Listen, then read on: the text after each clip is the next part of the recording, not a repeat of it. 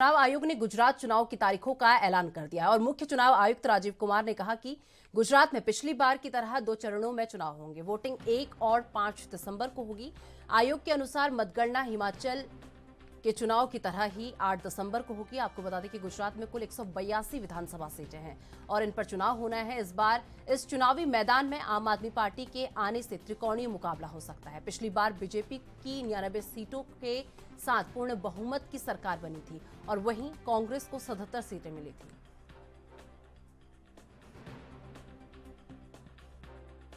The date of issue of notification would be for the first phase 5th of November and for the second phase 10th of November.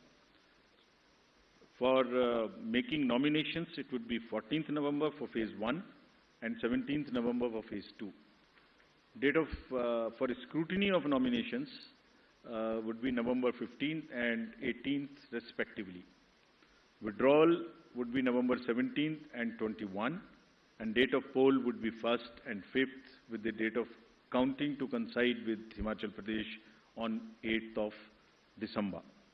And the entire process would be completed on 10th of December. So this is what is the schedule. And lastly, as we always say, media is the biggest ally of the Election Commission. तो आपके माध्यम से मैं सभी voters से ये appeal करना चाहता हूं कि वो इस चुनाव में बढ़ चढ़ के हिस्सा लें, निष्पक्ष तरीके से लें। अगर कहीं कोई उनकी समझ से इरेगुलर एक्टिविटी या पार्शियल एक्टिविटी है तो उसको सी विजिल के माध्यम से जरूर हमें खबर करें and we will ensure that they get the answers in 100 minutes. Gujarat में भारतीय जनता पार्टी की सरकार अपार बहुमत से बनेगी, इसमें कोई शक की गुंजाइश नहीं है। रिकॉर्ड सीट हम जीतेंगे। गुजरात के लोगों के मन में बसते हैं प्रधानमंत्री नरेंद्र मोदी जी और एक एक गुजराती वोटर मोदी जी को प्यार करता है और इस बार सब समाज का वोट भारतीय जनता पार्टी को मिलेगा। और जो लोग पॉलिटिकल टूरिज्म के लिए गए हैं, आम आदमी पार्टी के लोग, इनको भी करारा जवाब मिलेगा, कांग्रेस को भी करारा जवाब मिलेगा। आज 6 राज्यों में उपचुनाव, देखिए बिहार से बड़ी अच्छी रिपोर्ट आ रही है। भारतीय जनता पार्टी बिहार सहित जो तेलंगाना में भी चुनाव वो और यूपी में भी चुनाव है, कई और राज्य में है, सब जगह कमल खिलने वाला है। और बिहार में खास तौर पे बिहार की आवाम का ये मूड है कि वो भारतीय जनता पार्टी को महागठबंधन के खिलाफ विजय देगी, इसमें कोई शक नहीं। जिस तरह से यात्रा चल रही है पब्लिक के बीच में, जो है मुझे जो लगता है कि समर्थन मिल रहा है।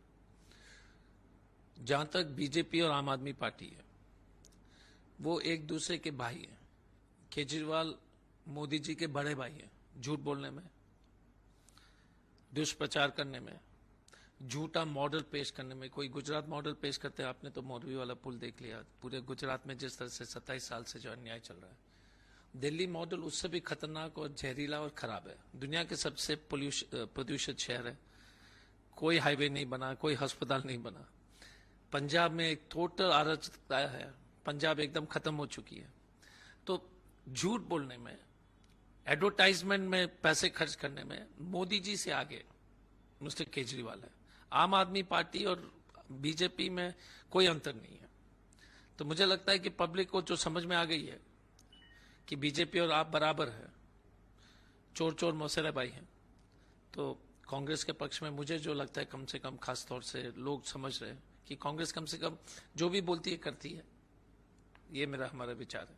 लेकिन सर, बात यह है कि लोगों को कहीं पे भी बीजेपी जिस प्रकार से प्रचार कर रही है, आम आदमी पार्टी जिस प्रकार से प्रचार कर रही है, कांग्रेस कहीं पे भी नहीं दिख रही है। उसकी सर वजह क्या है? नहीं, कांग्रेस वजह जो है अखबार और टीवी चैनल के एडवर्टाइजमेंट में तो एकदम नहीं दिखाई दे रही है, क्योंकि ये एक आदत सी बन गई इस देश में जो है झूठ बोलने का। लेकिन अगर आप जमीन पर देखोगे, आनंद पटेल जी हों या जितने भी हमारे लीडर्स हैं, अर्जुन मोढवाडिया जी हैं, भरत सिंह सोलंकी होगा, जगदीश ठाकुर साहब तो है ही, और परेश धनानी जी हैं, और प्रमुख शक्ति सिंह गोयल, सब लोग अपने क्षेत्र में घूम रहे हैं। यात्रा तो चल ही रही है, 5 यात्रा मुझे जो याद है सब जगह चल रही है, सब जगह से संपर्क बन रही है। और जमीन पर हम लोग सबसे संपर्क करने की कोशिश कर रहे हैं। हाँ, हमारा जो है 200-300 करोड़ आम आदमी पार्टी जैसे बीजेपी जैसे जो